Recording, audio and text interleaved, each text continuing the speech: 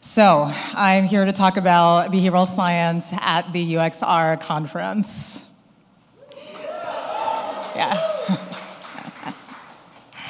So I'm going to make the assumption that many of us in the room here today, as well as those of us tuning in, are either in the business of behavior, studying human behavior, or are genuinely curious about this question of why people do what they do, right?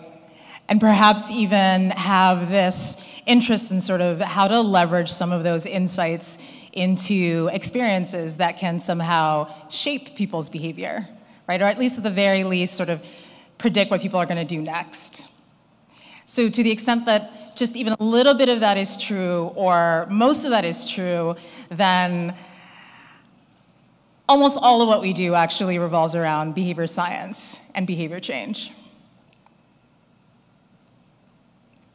When we're designing and building experiences with the goal of getting people to do things like meditate, go on a run, make healthier eating choices, purchase, watch videos, maybe actually share those videos with other people as a basis of establishing connections, across all of those instances, we're actually attempting to change behaviors. That's what we're doing. Right? We also know that, and we've talked about this actually throughout the course of this conference in varying degrees, that when we're building and designing those experiences, if they're not accessible or usable, then users aren't going to be able to sort of engage in the necessary series of steps or target behaviors that they need to accomplish the tasks or goals that they have, thereby sort of decreasing the perception and value of those experiences. So what I'm excited to share with you today are sort of some principles from behavioral science that can sort of be incorporated in our work as researchers to up-level our game a little bit, right? So in particular, I'm going to share a framework that I've used in the context of my work that really can help sort of shed and unravel and uncover some missing insights in our experiences so that we can improve it for members. And in particular, I'll share how we've actually incorporated that in our work at Headspace to, in some cases, actually engage and improve members' engagement with health behaviors by as much as 40%. So, at the end of this, my hope is actually to impart you and empower you with some skills from behavioral science that you can use in your own work. So how does that sound? Awesome. So I'll start with the bad news, which is that I only have 20 minutes, so there's no way I can teach you everything about behavioral science. I wish I had like three days at least. But what I can do at the time that we have together is like deep dive into some of the fundamentals. We can also cover sort of how, with its rich insights into human decision-making, into its approaches to behavioral change, behavioral science actually offers a really rich lens that we can use, for example, for understanding some of the key drivers of our users' motivations, of their key decision-making, a nuanced way of understanding sort of the limitations and barriers that get in the way of positive experiences, and also some of the levers that we can pull, right, to sort of improve those experiences. I'll also share sort of how we've applied those principles in the context of Headspace to deliver more value for members, and then most importantly, like I said before, actually impart you with a framework that you can use. So decisions are going to be key here.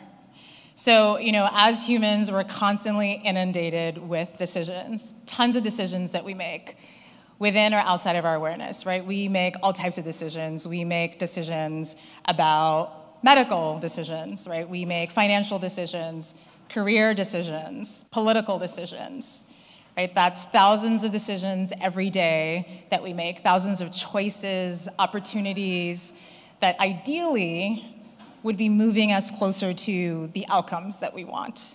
And I say ideally because it's obviously not always the case.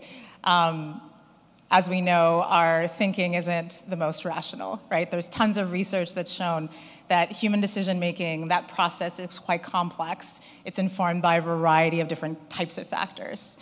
Our emotions, our motivations, past experiences, the environment, things like social norms. Sometimes we are aware of those processes. Other times we're not aware of those processes. So much so that you can actually sort of pull at those different factors as a way to shape behavior. right? And some of this we're already kind of aware of, right? Whether or not we like it, mostly by virtue of falling prey to some of those tactics. Like I, for one, every time I go to the movie theater, I'm always wondering, why did I buy way more popcorn than I could ever possibly eat, right? We all fall prey to this. So classic example, if you were to show people, offer them 3 different sizes of coffee, right? Small, medium, large, and you ask them which do they prefer. What do people pick? Right. You ask them which one they prefer, they're gonna say they like the medium, the middle option. And then if you ask them why, they'll give you sort of what we love to call the like Goldilocks like rationale, right? They'll say, well, the small's a little too small, the large is a little too large, but the medium is just right.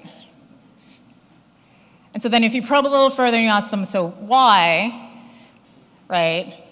They'll choose the medium, the middle, until you do this. You get rid of that small, you add a new large, right? So now that previous medium is now the small, and you ask them the same question, which do they prefer? Wait, that was confusing. Yeah.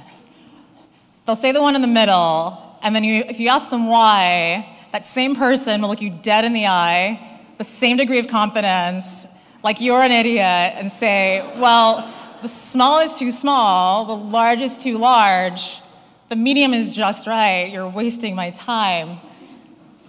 So this is just an example, again, of how we can sort of shift or nudge preferences, right, simply by changing the choice set. So our choices sort of exist within this broader context, right, or choice architecture, essentially, that can inform our basically choosing one choice over another. And this is just an example of framing effects, right? The fact that we have a tendency to draw very different conclusions from the same information depending on how it's presented. So why does this happen? Well, our brains don't really like making decisions. They don't like the effort of having to decide amongst all of the data and information that we're constantly bombarded with, right? That's something that we have to remember when we're building experiences, right? That's a large part of our evolutionary heritage. We've just naturally, over time, evolved a natural way of processing this information in as most efficient way as possible through these heuristics, which we can think of as sort of like rules of thumb. We've already talked about this actually throughout the course of the day, right? We have these rules of thumb that we apply as a way to like minimize the amount of cognitive effort that we would be applying to all of the different choices that we have to make. So we can think of these heuristics, right, as like being applicable all the time. Now, because these are sort of rules that we apply most of the time, but they don't work all of the time, it means that they simplify our decision-making process, but at the same time, they also are susceptible to error, right? And so we have biases. So there are a lot of these types of biases, which this is why I wish I had the 3 days, but I can't cover them all. But to give you another example of what these types of biases look like, we can be present biased. And I'm gonna add not in a mindful way because I wanna distinguish that between when we think about being mindful as sort of an intentional like state of awareness where we are very present focused. This is not that. This is being present biased in the sense of what we call hyperbolic discounting, right? Where we discount the future because there's a lot of uncertainty there, and instead we want to focus on sort of the immediate rewards. From an evolutionary stance, that makes a lot of sense, but when we're thinking about things like some of the health outcomes that we have, say, weight loss, stress reduction, retirement, that can become a barrier, right? If we're focused so much on immediate rewards, that present focus bias can actually get in the way from our ability to sort of engage in the behaviors that we need to get to those longer term goals. And so in some of the work that we do, particularly as behavioral scientists, having that knowledge is important because we know that people are coming into the situation with this tendency, yet they have this longer term goal, so how do you facilitate that for them? So as an example of one thing that we did as part of like our intervention was we leveraged priming effects. So priming effects is the tendency for exposure to one stimuli or one sort of experience to influence the other. To give you an example of a priming effect, apologies in advance, I talked a lot about coffee already. I love coffee. I talked ad infinitum about coffee. I showed you images of coffee. I'm still using the word coffee. There may be a coffee break later in which there'll be options of coffee. It's possible that now I've sort of activated the idea of coffee, so much so that if you are a coffee drinker and you were to be outside there seeing the coffee, your reaction time to reaching for the coffee may be faster. This is just a hypothesis of how priming might work. Just saying. Sorry. It's also why, actually, when you're at the movie theater and they're playing the ads before the movie, and there's popcorn, by the way, it's not that they think that they're like voodoo magic gonna make you stand up and like go walk to the concession stand to get popcorn. It's just that if you end up being hungry and are in a motivational state of hunger and are receptive to wanting to eat, if you were to go to the concession stand, you are likely to buy popcorn, just so you know. I've fallen for that. So in this particular experiment that we ran, again, knowing that a lot of our members are coming in with these longer term goals of, say, wanting to develop a meditation practice or wanting to help with stress reduction, right? Longer term goals, yet they have this present bias, right? How could we leverage priming effects? So more sort of longer term priming to essentially help with supporting those goals that they have. And so that was essentially one of the interventions that we did, and we find that that actually lifted the barriers to meditation for members.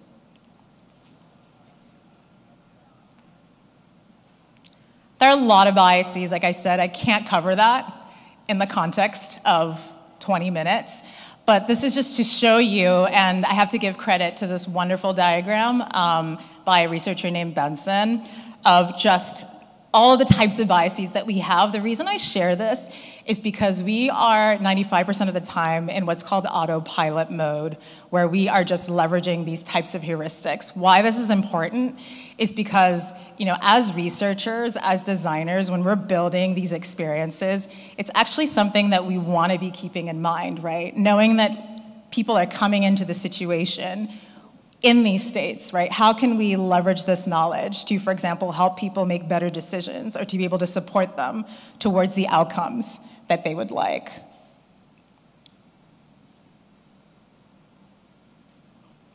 So it's possible at this point, you're still wondering, there's a behavioral scientist at the UXR conference. How does this really relate to the kind of work that I do? Right? I'm not trying to necessarily change people's behaviors to get them to meditate. I'm just trying to make an experience more pleasant. I'm just trying to increase engagement. I'm just trying to drive that NPS score. It's possible that that's going on in your mind, right? Well, guess what? All of these are still behavioral science problems. Importantly, a behavioral science lens treats all of these as behavioral science problems that are performed by humans coming with a lot of factors, right? There are cognitive biases, there are motivational factors, there are environmental factors, there are cognitive factors that need to be taken in mind. The other piece is those are all outcomes that I presented before, and outcomes are all byproducts of behaviors, meaning that people have to sort of go about certain actions as well as interact in certain ways in order for those outcomes to manifest. So a necessary question then becomes, what are those sequences of steps that have to happen in order for someone to accomplish the tasks that they need to do in order to have the positive experience? So, according to a behavioral lens, that's actually the really important research question to get to how do we have someone have a positive experience. So applying that knowledge, one can actually rethink through the journey map around how can we now think about looking at this question of barriers by breaking down, for example, the service section, advocacy, adoption consideration, in terms of what are the necessary steps? How would we define success according to a behavior? And if members are not experiencing success, why aren't they? So that becomes a research question.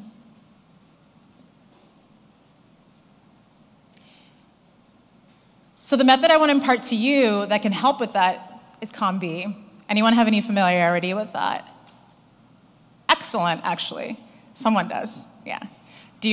Have you applied it? Do you like it? May I ask what field you're? Okay. Okay. So COM-B, I'd say, has a lot of strengths, but in particular why I'm sharing this is it's very straightforward, very accessible, and how it relates to UX is it really helps with identifying sort of what's missing in an experience and where in order to then be able to improve upon it, right? So I like to think about it almost like as a diagnostic tool. And some of its other strengths is it's very evidence-based. And so I don't take credit for this. It was developed by a bunch of researchers from University College of London, Susan Mickey and their team. And it's itself an amalgamation of about 19 different behavioral frameworks. So again, very, very comprehensive framework in and of itself. Its strengths are really in identifying barriers, but in a contextual way. So for example, looking at barriers in terms of cognitive barriers, motivational barriers, environmental barriers. And then once there's an understanding of barriers, what are the types of levers we can pull in terms of interventions and design features we can introduce in a situation to help people move from where they are to where they'd like to be so they can have a successful experience that delivers on value. So the COM-B is obviously an acronym, and the COM of that acronym stands for capability, opportunity, and motivation. So how you might understand this is any behavior that a person engages in. So whether that is completing a task, meditating, right? Once you've identified what's the behavior that a person needs to engage in to define success for that task, for that experience, it's going to be a function of capability. So whether or not that person feels capable of experiencing that behavior. So think about it in terms of the necessary sort of knowledge and skills to complete that task. Opportunity involves more of the sort of external social factors outside of the individual that still facilitate their ability to complete the behavior. So think things like resources, equipment, time, constraints, and so forth, right? Access. Motivation, we can think of as more of those internal processes that sort of drive and energize behavior to occur. So goals, habits, decision-making processes. So a behavior is much more likely to occur to the extent that a person feels capable, there is the opportunity to do so, and then they have the desire and the want to do so more than any other type of behavior or experience. So this will be in the resources shared, and so, for the sake of our time together, we're not going to dive into this. But the nice thing about this approach as well is because it is evidence-based and there's a lot of research backing it, there are intervention functions, which are essentially high-level categories of validated sort of approaches and techniques that help deliver on those barriers. So say there's a barrier identified related to capability, so someone doesn't have the knowledge or the skills, right? There are validated approaches that one can introduce into the experience that's likely to drive and support that to fill that gap. So for example, education and/or training and so forth. So it's pretty straightforward and like a great starting approach, at least, for introducing into your toolkit.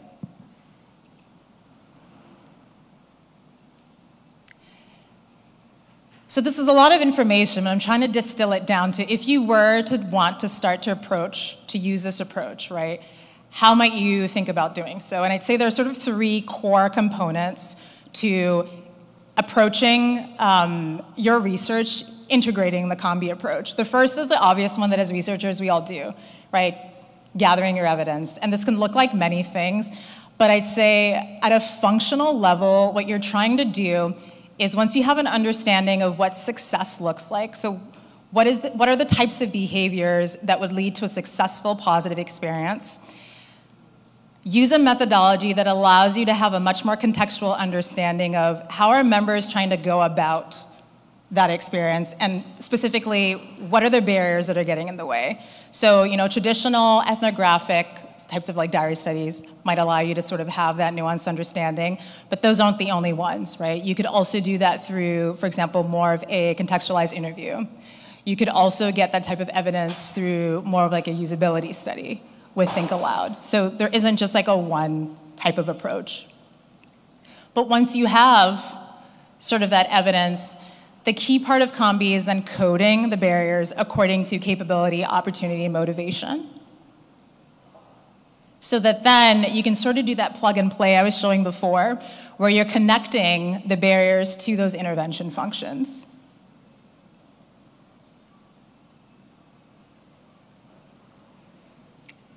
So what might this look like? So like I mentioned before, I like this approach because it's pretty straightforward, pretty accessible, and I use this a lot in my work. And so one of the things that myself and my team, we do a lot of at Headspace is helping people with sort of their long-term habits and goals that they have. So meditation is one. For anyone that has tried to meditate, obviously it can be pretty hard to build a practice. I know from my own personal experience. You know, it's hard in the same way that trying to build any new habit actually is hard, right? There's a lot of new learning and unlearning that one has to do. So in this particular project that we did, we were interested in sort of understanding how to best to get people to start a practice. But first we had to understand what were the barriers that were getting in the way. And so applying the COM-B method at a very high level, this is sort of what it might look like, right? When you gather your evidence through whatever method best suits you, right, to getting that nuanced understanding of barriers, you might then connect it to capability, opportunity, motivation. And then from there, connecting it to intervention functions. And then this is the exciting part, at least depending on the type of team you have. So, you know, our team works very deeply cross-functionally with product, content, and design. And so this final step, which is more of like the brainstorming step, I would say is key, because who is at the table really will determine sort of what you end up with, right? And so I always really encourage like bringing as many of your cross-functional partners as possible, because it's really, at a functional level, you define what needs to be there, but those members are really what bring it to life. And so depending on who's on your team, this piece is gonna look very different, but you're still supporting your members in terms of delivering a positive experience. So that was a lot of information about COM-B. But what I really want to emphasize is it can be a really powerful starting way to have a better understanding of what's missing in your experience and how to think about sort of how to introduce solutions that can improve it. I like to think a lot about what we're all doing, regardless of sort of our sub-disciplines, as really rooted in enablement, right? So less in the pejorative sense of enablement as, you know, sometimes we think about it, but more in the sense of trying to empower people, right? Giving them the means to do something.